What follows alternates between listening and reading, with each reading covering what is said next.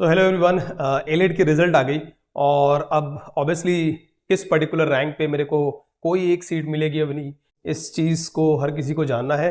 तो फटाफट से आज और डिस्कशन करते हैं, सीट अलॉटमेंट पे बात कर लेते हैं कि एनएलयू दिल्ली के अंदर मेरे को एक सीट मिलेगा नहीं। रेस्पेक्टिव रैंक के पॉइंट ऑफ व्यू से बात करूँ तो बाय द वे इस बार आई बिलीव कट ऑफ बहुत ऊपर चली गई है, क्योंकि I have seen just 3-4 results 100 के आसपास के स्कोर जो लास्ट ईयर 2000 और 2-2,500 के अंदर थे, वो अभी 7-8,000 पे बैठे हुए हैं। 6,000 7,000 100 प्लस वाले स्कोर है 6,000 पे।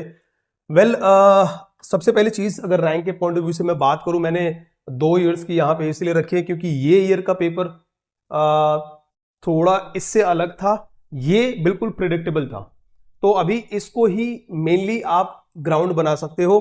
जो जिस रैंक तक इस ईयर में सिलेक्शन हुई है, मोर एंड लेस मेरे ख्याल से उसके ही आसपास होना चाहिए। जनरल के पॉइंट ऑफ व्यू से बात करूं तो हमेशा से यही रहा है 60, 65, 65, 66, 64, जैसे लास्ट ईयर 64 पे सिलेक्शन लास्ट राउंड तक गई। तो 65 के आसपास अगर आपका रैंक है, यू कैन एक्सपेक्ट कहीं ना कहीं आपके पास एक होप है, एनएलयू दिल्ली में आपका कुछ बन सकता है। मैं जनरल रैंक की बात कर रहा हूं। एक तो यहां क्लियर करना बहुत जरूरी है, कई सारे स्टूडेंट्स कंफ्यूज हो रहे हैं। आपका AIR एक रैंक है, एट द सेम टाइम आपकी कैटेगरी वाली रैंक है, वहां लिखा हुआ होगा AIR SC या ST या OBC या EWS। AIR सपोज आपका लिखा हुआ है OBC, तो आपको ये रैंक बस लिख दिया गया है क्योंकि OBC के अंदर आप उस पोजीशन पे हो। आपको चेक इसके बेसिस पे करना है। स्टूडेंट्स आर सेंडिंग, क्लैट के अंदर भी यही देखा, students are sending their results. वो मुझे ये बता रहे हैं, अभी आप वीडियो के नीचे भी अगर आप अपने रैंक लिखते हो तो प्लीज AIR अपना लिखना। इसमें आपकी कैटेगरी वाली रैंक से ही डिसाइड होगा, वही है आपकी कैटेगरी वाली रैंक ऑलरेडी है उसमें, उससे पता लग जाएगा। ये चीज आप लिखोगे, मैं गलत आंसर कर दूंगा। वो मैंने क्लैट में भी समझाया था, क्लैट की वीडियो में भी, बट स्टूडेंट्स यही वीडियो के नीचे सेंड कर रहे हैं। ठीक है, सो जनरल कैटेगरी के पॉइंट ऑफ व्यू से बात करूं, अगर आप 65, 64 के आसपास हो तो जरूर आपका एक चांस है, एनएलयू दिल्ली में आपको एक सीट मिल जाएगी। अब देखो, एक दो यहां ऊपर अगर मैं जनरल के पॉइंट ऑफ व्यू से बात करूं, ज्यादा फ्लक्चुएशंस होती नहीं है। आप देखो लास्ट टू लास्ट ईयर 24 में 64, 25 में 66, और इस साल मैं समझता हूं 64, इस साल मैं समझता हूं यही रहेगा 64, 65 के आसपास, हमेशा सही रहा है ना। EWS के पॉइंट ऑफ व्यू से देखो, ये फ्लक्चुएशन एक नजर आई है यहाँ पे, यहाँ 305 और यहाँ 198। तो अब ये क्यों हुआ? क्योंकि ऑफकोर्स स्लाइटली डिफरेंस है 25 के पेपर की बात की जाए तो, और मुझे लगता है मोर और लेस इसी तरीके का एक रैंक होल्डर जो है EWS कैटेगरी से, वो अपनी एक सीट ले सकता है।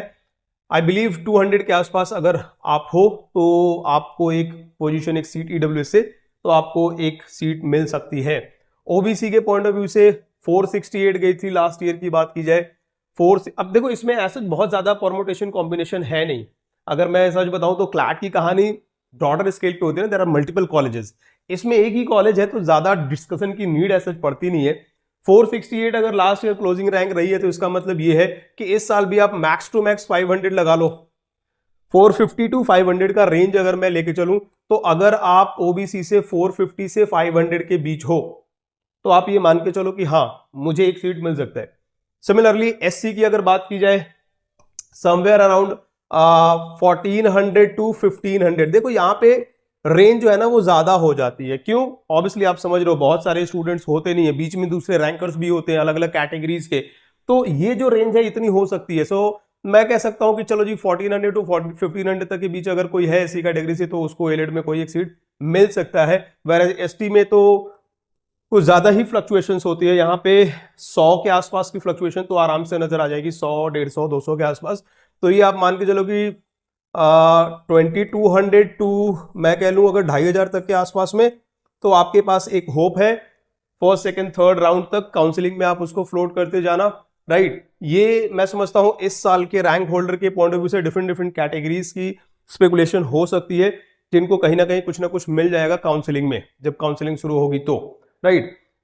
बहुत सिंपल सी बात है, यहाँ पे सीट्स चूंकि कम होती हैं, शायद यही रीजन है कि कट ऑफ ऊपर जाती है, और इस बार का पेपर तो काफी प्रेडिक्टेबल रहा है, and this is the reason that I believe इस तरीके का स्कोर स्टूडेंट्स लेके आए हैं।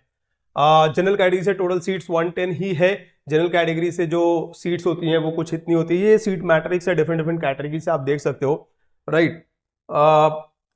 रीजन यही है कि यहाँ सीट्स कम है शायद इसकी वजह से, और पेपर का पैटर्न काफी प्रिडिक्टेबल था, तो स्टूडेंट्स ने ठीक ठाक अटेम्प्ट किया है। स्कोर काफी ऊपर जा रही है इस बार के रिजल्ट को देखते हुए ऐसा लग रहा है। रेस्ट इसके अलावा किसी भी तरीके की अगर आपको कोई इंक्वायरी हो अगेन रिगार्डिंग योर रैंक, आपको वो सीट मिलेगी लेट के अंदर नहीं मिलेगी, लाइक क्लैट, आप मुझे अपनी जो स्कोर है, अपना जो रैंक है शेयर कर सकते हो, and will see, will help you out जितना भी हो सकेगा। फर्दर काउंसलिंग प्रोसेस भी शुरू होगी। इसकी राउंड्स यहाँ पे भी अगेन इंपॉर्टेंट रोल प्ले करते हैं कि फर्स्ट राउंड सेकंड राउंड कब तक वेट करना है। कई सारे स्टूडेंट्स यहाँ पे जल्दबाजी में आ जाते हैं, क्लैट की भी काउंसलिंग शुरू हो जाती है, तो यहाँ से छोड़ के उधर उधर कर सकते हो आप आराम से, फ्लोटिंग वगैरह उधर भी कर सकते हो, यहाँ भी वेट कर सकते हो, कोई ऐसा प्रॉब्लम है नहीं। सो काउंसलिंग प्रोसेस में बहुत ध्यान से, जब आपके राउंड शुरू होंगे तो वहाँ बहुत ध्यान रखना पड़ेगा, right. So this is I believe AILET के रिगार्डिंग जो अपडेट है वो यही है रिजल्ट को लेके, और किस किस स्कोर पे, क्या रैंक पे, क्या आपको वो कॉलेज या एक सीट मिलेगी या नहीं, उसकी डिटेल। Thank you guys.